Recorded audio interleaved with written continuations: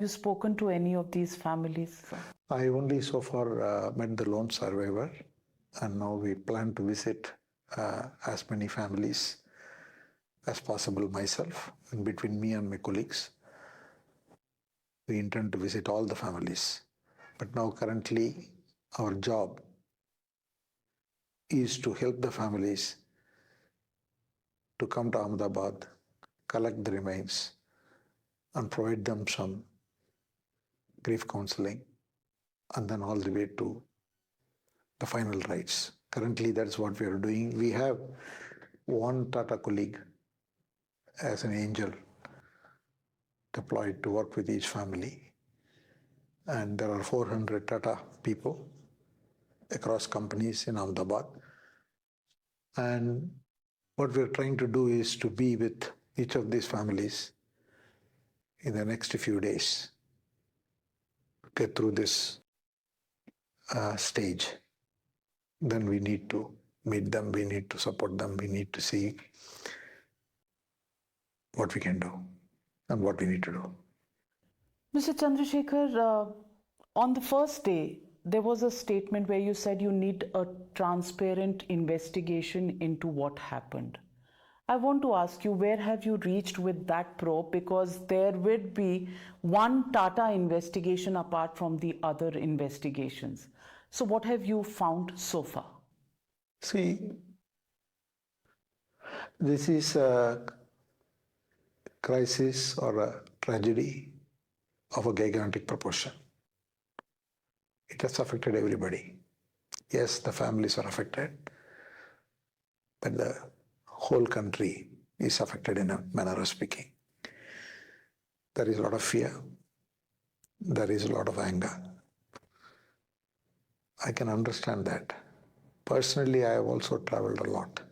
In my life, I used to travel 200 days internationally a year for 20 years. And I have faced flight diversions, flight cancellations, all kinds of issues, and every time one small thing happens, you get affected. And this I can understand what is the level of fear that would have set in. So everyone wants to know what happened. And I can tell you, I also want to know the same. Unless or otherwise we know what happened, there is no hope to fix it so that it doesn't happen again. If we know what has happened, then there is a chance to fix it so that it doesn't happen again. But we have to go through the process. Airline systems are quite complex, and the airlines have been built with a lot of redundancy. If such redundancies are not there, these kind of incidents can happen very often. So the fact that these are rarity is because such systems are there, but still this occurred. So unless or otherwise we wait for the investigation, we can get into a lot of speculations. There are speculations about human error, speculation about airlines, speculation about engines, maintenance, all kinds. There are a lot of speculations and a lot of theories.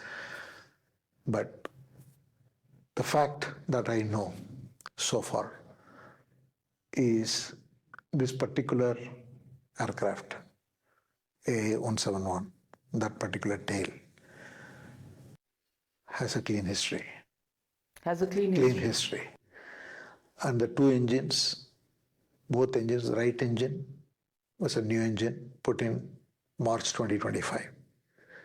The left engine was last serviced in 2023 and due next maintenance check in 2025 December.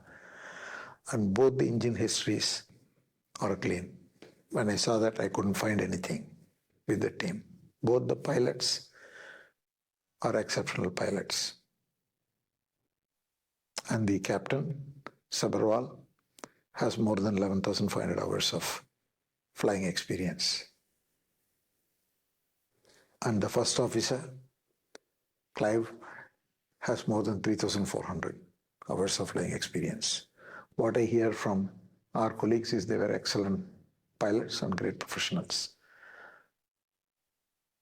So we can't jump to any conclusions. And there are a lot of theories, and you see them in YouTube, you see them in media channels, you see them on other channels, and a lot of experts. So all I would say is that unless we wait for the investigations to come through, and I am told by all the experts that the black box and the recorders will definitely tell the story. And so we just have to wait for that. And before that, it's very important not to jump into any conclusion